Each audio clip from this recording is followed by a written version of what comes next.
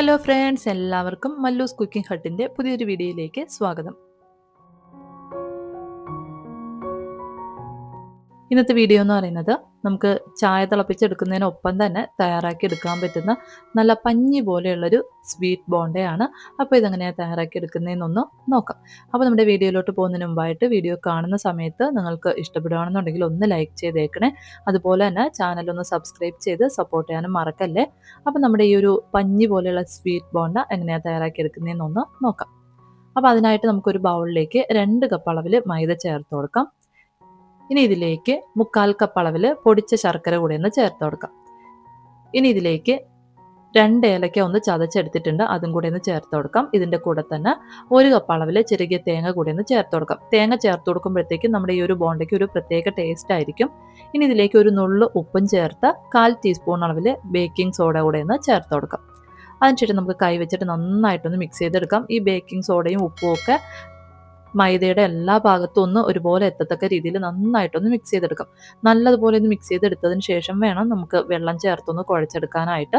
ഇപ്പം ഞാൻ നല്ലതുപോലെ ഒന്ന് മിക്സ് ചെയ്തെടുത്തിട്ടുണ്ട്. ഇനി നമുക്കിതിലേക്ക് 1 കപ്പ് അളവിൽ വെള്ളം ചേർത്ത് കൊടുക്കാം.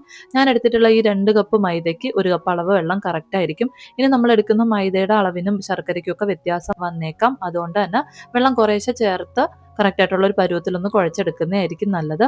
നമ്മൾ കുഴച്ചെടുത്ത് കഴിയുമ്പോഴത്തേക്കും ഈ ഒരു പരുവത്തിൽ വേണം ഇരിക്കാനായിട്ട്. കുറച്ചൊന്ന് ലൂസായിട്ടുള്ളൊരു പരുവത്തിൽ വേണം നമുക്ക് കിട്ടാനായിട്ട്.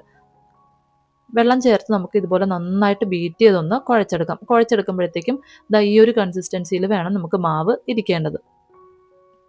നമുക്കിതുപോലെ കയ്യിലൊന്ന് എടുത്ത് എണ്ണയിലേക്കൊന്ന് ഇട്ട് കൊടുക്കാനായിട്ട് പറ്റണം. ഈ ഒരു രീതിക്ക് ആവത്തക്ക രീതിയിൽ വേണം വെള്ളം ചേർത്തിട്ടൊന്ന് കുഴച്ച് എടുക്കാനായിട്ട്. ഇപ്പം ഞാൻ നന്നായിട്ടൊന്ന് കുഴച്ചെടുത്തിട്ടുണ്ട്. ഇനി നമ്മൾ സോഡാപ്പൊടിയൊക്കെ ചേർത്ത് കൊടുത്തിട്ടുള്ളതുകൊണ്ട് തന്നെ ഇത് പുളിപ്പിക്കാനായിട്ട് വയ്ക്കേണ്ട ആവശ്യമൊന്നുമില്ല. നമുക്ക് ഉടനെ തന്നെ ഫ്രൈ ചെയ്തെടുക്കാവുന്നതാണ്. അപ്പോൾ അതിനായിട്ട് എണ്ണയൊന്ന് ചൂടാകാനായിട്ട് വെച്ചിട്ടുണ്ട്.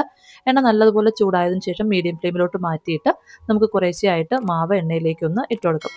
കൈ ഒരല്പം വെള്ളത്തിലൊന്ന് മുക്കിയതിന് ശേഷം നമ്മൾ മാവ് എടുത്ത് ഇട്ട് കൊടുക്കുകയാണെന്നുണ്ടെങ്കിൽ കയ്യിലൊന്നും തന്നെ അധികം ഒട്ടിപ്പിടിക്കാതെ നമുക്ക് ഈസി ആയിട്ട് എണ്ണയിലേക്ക് ഇട്ട് കൊടുക്കാനായിട്ട് പറ്റും. ആവശ്യത്തിനുള്ള ബോണ്ടയ്ക്കുള്ള മാവൊക്കെ ഒന്ന് ഇട്ടതിന് ശേഷം നമുക്കിതുപോലെ ഇളക്കി ഒന്ന് ഫ്രൈ ചെയ്തെടുക്കാം. ഇങ്ങനെ നമ്മൾ ഇളക്കി ഫ്രൈ ചെയ്തെടുക്കുന്ന സമയത്ത് എല്ലാ ബോണ്ടയും ഒരുപോലെ ഒന്ന് കളറായി ഒരുപോലെ ഒന്ന് വെന്ത് കിട്ടും. അതിലേക്ക് വേണ്ടിയിട്ടാണ് ഇതുപോലെ ഒന്ന് ഇളക്കി കൊടുത്തൊന്ന് ഫ്രൈ ചെയ്തെടുക്കുന്നത്.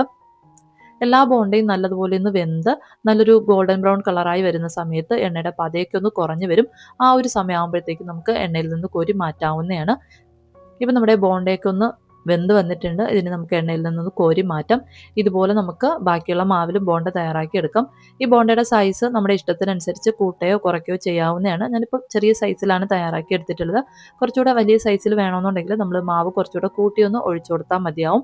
ഇപ്പോൾ നമ്മുടെ ബോണ്ട എല്ലാം തന്നെ റെഡി ആയിട്ടുണ്ട്. അപ്പോൾ എന്തായാലും നമുക്ക് എളുപ്പത്തിൽ തന്നെ തയ്യാറാക്കി എടുക്കാൻ പറ്റുന്ന ഈ ഒരു സ്വീറ്റ് ബോണ്ട തയ്യാറാക്കി നോക്കുക.